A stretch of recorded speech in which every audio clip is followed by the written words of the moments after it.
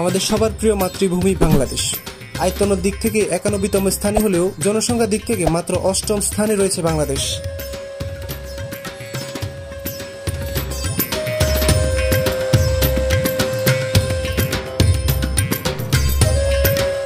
তাই এখানে যেমন রয়েছে নানান জাতিগোষ্ঠীর মানুষ, যেমন চাকমা, মারমা, ত্রিপুরা ইত্যাদি ভাষাভাষীর মানুষ, ঠিক তেমনই রয়েছে নানান ধর্ম অনুসারী লোকজন, যেমন মুসলিম, হিন্দু, বৌদ্ধ, খ্রিস্টান ইত্যাদি।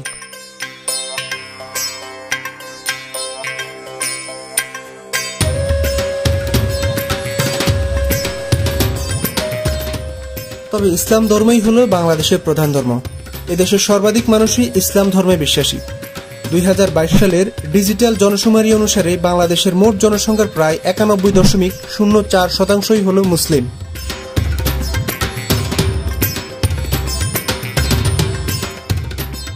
তাই আজকে আমরা জানবো কিভাবে বাংলাদেশে ইসলাম ধর্মের জন্ম হয়, কখন মুসলিমদের ক্ষমতা শক্তিশালী হয় এবং কত সময় ধরে মুসলিম শাসকরা বাংলাদেশ শাসন করেন।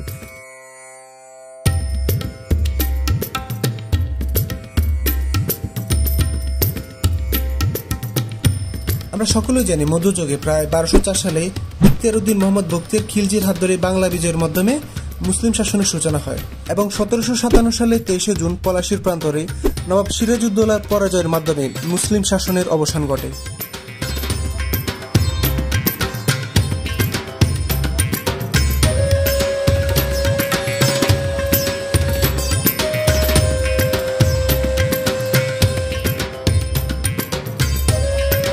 তবে এই বাংলা বিজয়ের প্রায় 600 বছর আগেই বাংলাদেশে ইসলাম ধর্মের আবির্ভাব হয় এবং তখনই প্রথম মসজিদ নির্মিত হয়। আমাদের প্রিয় নবী হযরত মুহাম্মদ সাল্লাল্লাহু আলাইহি সাল্লাম 570 খ্রিস্টাব্দে জন্মগ্রহণ করেন। এর মাত্র 50 বছর পর 620 খ্রিস্টাব্দে বাংলাদেশে ইসলাম ধর্ম আসে।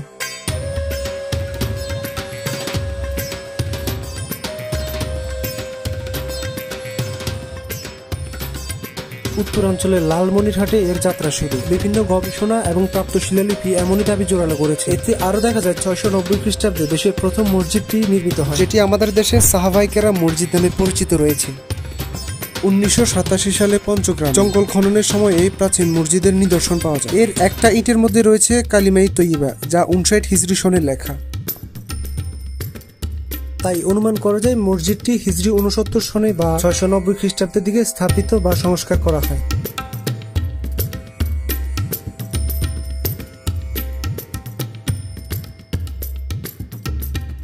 রংপুর জেলার ইতিহাস গ্রন্থটি থেকে জানা যায় আবু আক্কাস রাদিয়াল্লাহু তাআলা আনহু 620 থেকে 626 খ্রিস্টাব্দ পর্যন্ত বাংলাদেশে ইসলাম প্রচার করেন এবং তারই ধারাবাহিকতায় আমরা যদি 14 শতকের দিকে তাকাই তখন জানতে পারবো হযরত খানজাহান আলী রহমতুল্লাহ আলাইহি সম্পর্কে। তিনি ছিলেন ইসলাম প্রচারক এবং বাংলাদেশের বাগেরহাট অঞ্চলের স্থানীয় শাসক। তিনি 1369 খ্রিস্টাব্দে দিল্লিতে জন্মগ্রহণ করেন।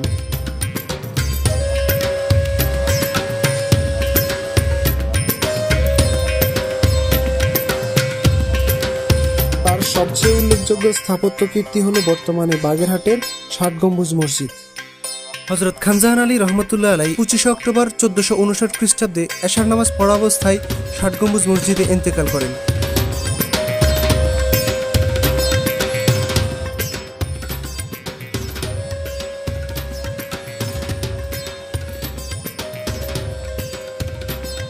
এভাবেই বছরের পর বছর ধরে চলতে থাকে মুসলিমদের শাসন এবং 1757 সালের 23 জুন নবাব সিরাজউদ্দৌলার পরাজয়ের মাধ্যমে মুসলিম শাসনের অবসান ঘটে এবং শুরু হয় ইংরেজ শাসন। পরবর্তীতে 1947 সালে বাংলায় ব্রিটিশ শাসনের সমাপ্তি ঘটে।